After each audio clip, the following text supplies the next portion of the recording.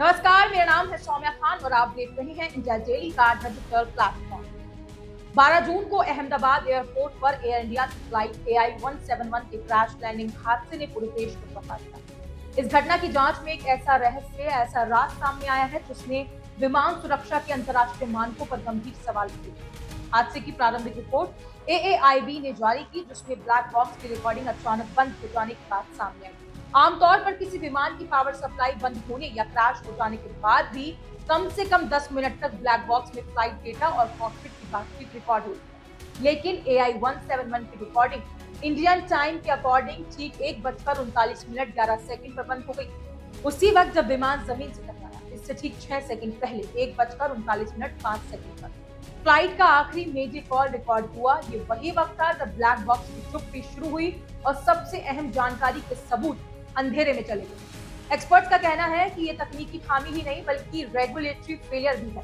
International civil aviation organisation और federal aviation administration के rules के मुताबिक बोइंग 787 जैसे विमानों में रिप्स सिस्टम यानी कि रिमोट इंटरफेस पावर सप्लाई अनिवार्य होता है, जो क्रैश के दौरान भी रिकॉर्डर को पावर देता है ताकि आखिरी क्षणों की रिकॉर्डिंग बची रहे। लेकिन AI-171 के मामले में ये सिस्टम काम नहीं कर रहा था। रिपोर्ट के मुताबिक जैसे ही विमान ने क्रैश लैंडिंग की, रिब से ब्लैक बॉक्स को मिलने वाली पावर सप्लाई बंद हुई। इस वजह से दुर्घटना के सबसे अहम पल रिकॉर्ड नहीं हो पाए। ये सवाल उठा है कि क्या रिब से चालू ही नहीं था या फिर हादसे में वो भी क्षतिग्रस्त हो गया।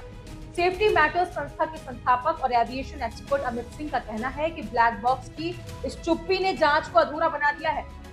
विमान हादसे के आखिरी 10 मिनटों के जो सबूत सबसे अहम थे वो अब उपलब्ध ही नहीं है। इससे न सिर्फ ब्लैक बॉक्स की विश्वसनीयता पर सवाल खड़े हो रहे हैं बल्कि चेन ऑफ कस्टडी भी शक के घेरे में है।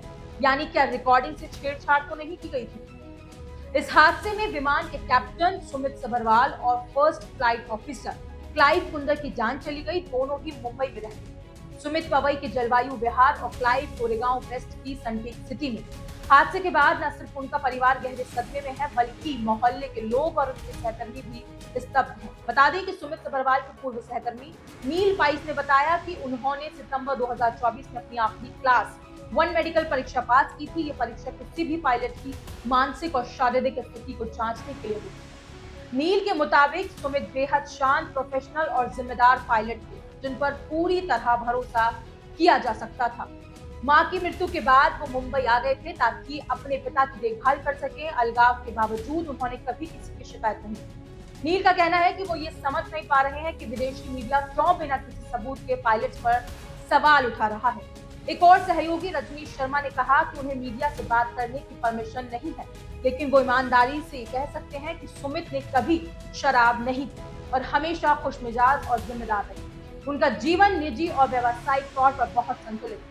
अब सवाल ये है कि अगर तकनीकी मानकों के मुताबिक रिब्स अनिवार्य था तो वो क्यों फेल हुआ? क्या एयर इंडिया ने अपनी जिम्मेदारी निभाई? क्या विमान का रखरखाव सही ढंग से किया गया था? और अगर रिकॉर्डिंग गायब है तो क्या ये सिर्फ एक दुर्घटना है या किसी बड़ी चूक या लापरवाही करने? जांच एजेंसियों के लिए सिर्फ एक हादसा नहीं है बल्कि एक चेतावनी है कि अगर सुरक्षा मानकों में जरा सी भी ढील दी जाए तो नतीजा कितना गंभीर हो सकता है।